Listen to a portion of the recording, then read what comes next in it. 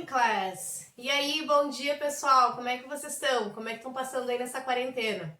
Bom, espero que todos vocês estejam bem. Como vocês sabem, né, o nosso prazo de permanecermos em quarentena foi prorrogado e nós, como escola, estamos seguindo as instruções tanto do Ministério da Saúde quanto dos nossos governantes. Mas, pessoal, eu quero dizer para vocês que estou sentindo muita falta de vocês, sentindo falta de nós estarmos na sala de aula, de termos o nosso contato pessoal, das nossas conversas, brincadeiras, de poder estar esclarecendo a dúvida de vocês pessoalmente. Mas felizmente nós seguimos aqui com a nossa plataforma do eClass, onde nós vamos ter a oportunidade de dar continuidade aos nossos estudos de forma remota. Então, vamos continuar então? Let's go! Galera, na semana passada nós começamos esse conteúdo aqui, que é o Present Continuous, presente contínuo. Nós vimos que nós utilizamos ele para falar de ações, acontecimentos que estão ocorrendo agora, no exato momento da fala. Ele trabalha com a questão do gerúndio. O gerúndio é o nosso ando, endo e indo da nossa língua, né? E nós vimos que essas três terminações que nós temos, em inglês elas viram somente uma, que é o ing ou ing. E hoje nós vamos trabalhar um pouquinho com algumas regras e exceções de regras que nós temos quando nós falamos do Present Continuous. Então aqui, só para a gente revisar rapidamente, eu trouxe os três exemplos de frase que nós temos em inglês, certo? Que são frases afirmativas, negativas e interrogativas. Então o primeiro exemplo é They are studying for the text. Eles ou elas estão estudando para o teste, para a prova. They é o nosso sujeito, né, a pessoa da frase que está executando a ação. O are é o nosso verbo to be, que desempenha a função de verbo auxiliar, dando a ideia de que a ação está acontecendo, está em progresso. E studying é o nosso verbo principal, que está no gerúndio, a ação de estudar, no caso, estudando. E o restante é o complemento da frase, for the text, para o teste, para a prova. Então, eles estão estudando para a prova. Então, é uma ação que está acontecendo agora, uma ação que está em progresso. Para a gente fazer frases negativas, para dizer que a ação não está ocorrendo, nós simplesmente acrescentamos o not sempre depois do verbo to be. Lembrando que o verbo to be são aquelas três palavrinhas, am, is e are, né? Que são as palavrinhas que dão a ideia de ser ou estar. Então, ali no caso, they are not studying for the text. Eles não estão estudando para o teste. Lembrando também que nós podemos contrair, juntar o verbo to be juntamente com o not e tornar uma palavra única. Então, are mais not, nós podemos falar aren't. Se fosse o is mais not, isn't.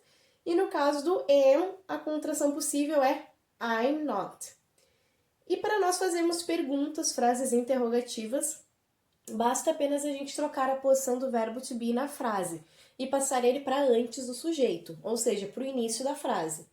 Então ele fica, are they studying for the text? Eles estão estudando para a prova? Então eu trouxe esses três exemplos somente para a gente dar uma rápida revisada e relembrar o que nós vimos na nossa aula anterior.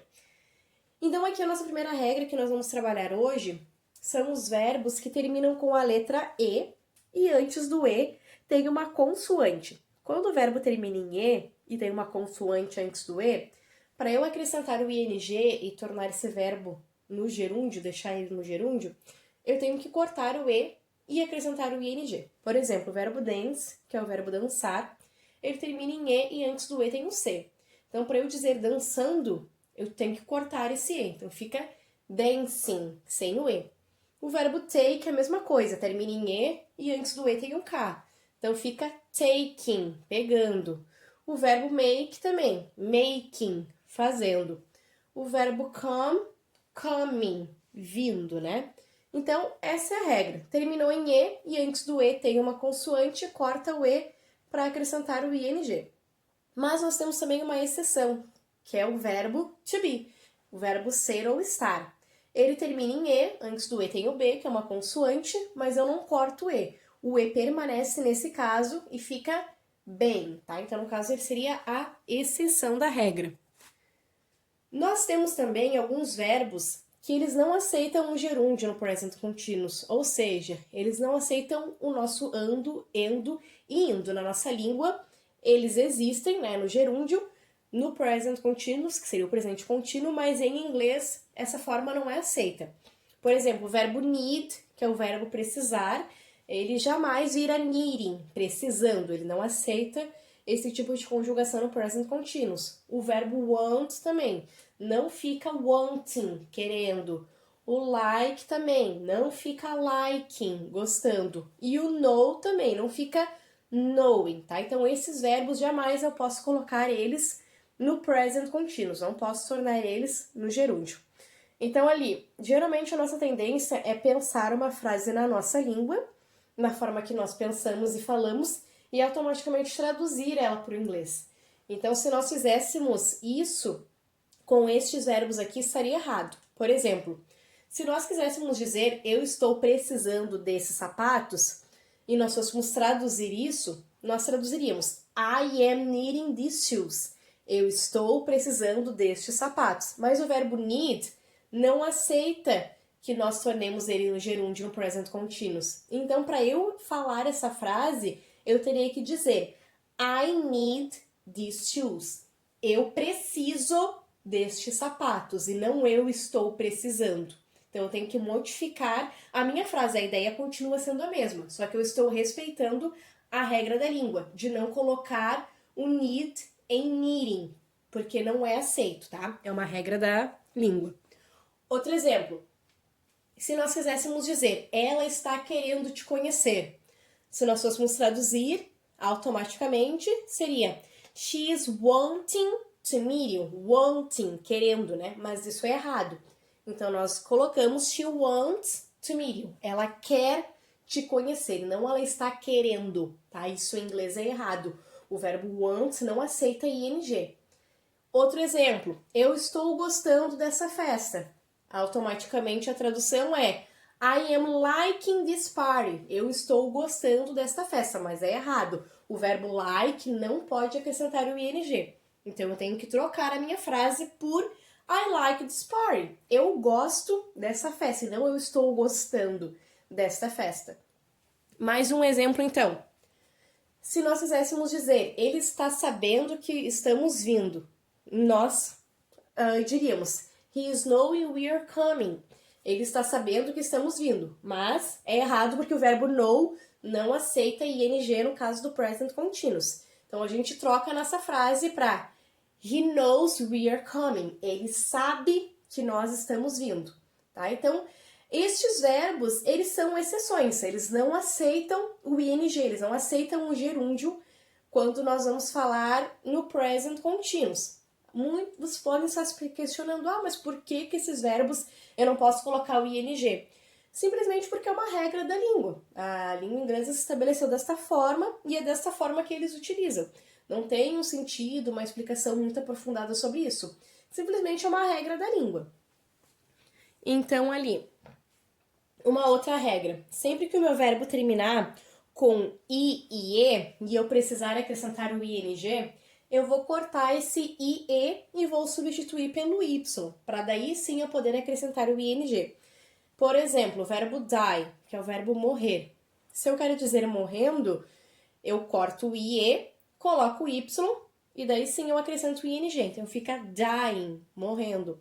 O verbo lie, que é o verbo mentir. Se eu quero dizer mentindo, eu corto o i e o e, coloco o y e daí sim eu acrescento o ing, lying, tá? Então essa é mais uma regra.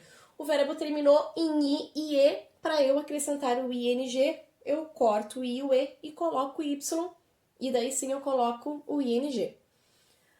Agora, uma das regras mais importantes e mais conhecidas é a regra do CVC. Essa regra diz que sempre que eu tiver um verbo que for monossílabo, ou seja, que tiver uma sílaba, ou dissílabo, que tiver duas sílabas, e ele terminar em consoante, vogal, consoante, nós temos que dobrar a última letra para daí sim acrescentar o ing. O verbo swim, que é o verbo nadar, ele termina em W-I-M, consoante, vogal, consoante. Para eu dizer nadando, eu tenho que dobrar essa última letra para acrescentar o ing. Então fica swimming com 2 N's. Travel, a mesma coisa, terminou em terminou em V, E, L. Então, vogal consoante, dobrei o L, que é a última letra, e acrescentei o ing, traveling. O cut, da mesma forma, cutting. O run, running. E o sit, sitting, tá? Verbo terminou em consoante, vogal consoante. Eu acrescento, então, eu dobro a última letra para poder acrescentar o ing. Aí nós temos a exceção desta regra. Se o meu verbo terminar com as consoantes W e X, ela não é dobrada para que seja acrescentado o ing. Exemplo, o verbo snow termina em consoante, vogal consoante, mas a última letra é o W, então eu não preciso dobrar esse W. O verbo fix também consoante, vogal consoante, mas terminou em X, eu não preciso dobrar essa última letra. Outra exceção também, se a primeira sílaba que for tônica for a primeira, a gente também não dobra o ing. O que é sílaba tônica? É a sílaba mais forte da minha palavra. Então, ali, por exemplo, o verbo open, né? É um verbo que termina em consoante, vogal consoante, mas a primeira sílaba que é a tônica, open. Então, por ser a primeira tônica, eu não preciso dobrar a última. Outro exemplo, happen, o verbo acontecer. Também se encaixa em CVC, mas a primeira sílaba é tônica, então eu não preciso dobrar. O verbo listen, ouvir, a primeira sílaba é tônica, então eu não preciso dobrar. Então essa é a diferença. Aqueles primeiros que nós vimos aqui, que dobrou a última letra, era a última sílaba que era tônica e não a primeira, por isso que dobrou. Agora, se a primeira sílaba que for tônica, daí eu não preciso dobrar, certo? Então, aqui é a nossa atividade de hoje, tá? Vocês vão criar 2 frases de acordo com as regras que nós vimos hoje, certo? Então, tem que criar 2 frases com a regra dos verbos que terminam em E, né? Criar frases no present continuous, tá? Escolhe 2 verbos lá da lista que nós vimos na explicação e cria 2 frases, tá? 2 verbos que terminam em E. Por exemplo, nós vimos o verbo dance, pode ser she is dancing at the party. Só um exemplo, ela está dançando na festa, né? Então, pega um verbo que termina em E e troca, né? Faz a substituição do E para acrescentar o ing. Criar 2 frases também com os verbos que se encaixam na regra que termina com IE, para colocarmos o Y, né? Substituir pelo Y e daí fazer o acréscimo. 2 frases também com a regra do CVC, onde dobra a última letra, e 2 frases no present continuous com a regra do CVC, onde não é preciso dobrar. Então, você pode usar os mesmos verbos que estão ali, só montar 2 frases no present continuous de cada um deles, certo? Então, galera, essa é a nossa aula de hoje e a nossa atividade. Aguardo aqui o retorno de vocês, tanto pelo eClass, quanto por e-mail para aqueles que não estão conseguindo postar, certo? Bye, bye!